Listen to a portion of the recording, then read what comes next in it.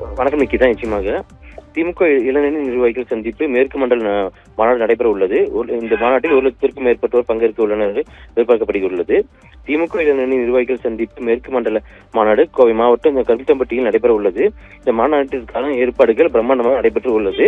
இது தொடர்ந்து ஏற்பாடுகள் இதில் மாநாட்டில் அமரக்கூடிய மாவட்ட இளைஞரணி நிர்வாகிகள் எந்தெந்த மாவட்ட நிர்வாகிகள் எந்தெந்த பகுதியில் அமர வேண்டும் மற்றும் கார் பார்க்கிங் மற்றும் இருசக்கர வாகனமும் மற்றும் வரக்கூடியவர்களுக்கான அனைத்து வசதிகளும் தொடர்பாகவும் செய்யப்பட்டுள்ளது. இந்த மாநாட்டில் 39 சட்டமன்ற தொகுதிகளுக்கு உட்பட்ட 14 கட்சி மாவட்டங்களைச் சேர்ந்த 1,00,000க்கும் மேற்பட்ட நிர்வாகிகள் மற்றும் தொண்டர்கள் பங்கேற்க உள்ளனர் என்று தெரிவித்துள்ளனர். இந்த மாநாட்டு ஏற்பாடுகளை கவனித்து வரும் கழக மேற்கு மண்டல பொறுப்பாளர் செந்தில் பாலாஜி மற்றும் அமைச்சர் முத்துசாமி, வெள்ளக்கோயில் சாமிநாதன், கைல்வேலி செல்வராஜ், மதிவேந்தன், கொரடா ராமச்சந்திரன், எம்பிக்கள் மற்றும் எம்எல்ஏக்கள், மேயர் மற்றும் இளைஞர் மாநில நிர்வாகிகள், மாவட்ட செயலாளர்கள் இதுபோல் பலர் கலந்து கொள்ள உள்ளனர்.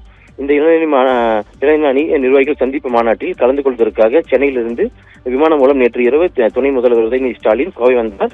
அங்கிருந்து இன்று திருப்பூர் மாவட்டங்களில் பல்வேறு நிகழ்ச்சிகளில் கலந்து கொள்வதற்காக திருப்பூர் சென்றுள்ளார்.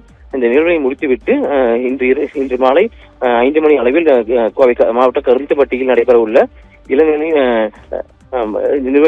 நிர்வாகிகள் சந்திப்பு மாநாட்டில் கலந்து கொள்ள உள்ளார். நிக்கிதா.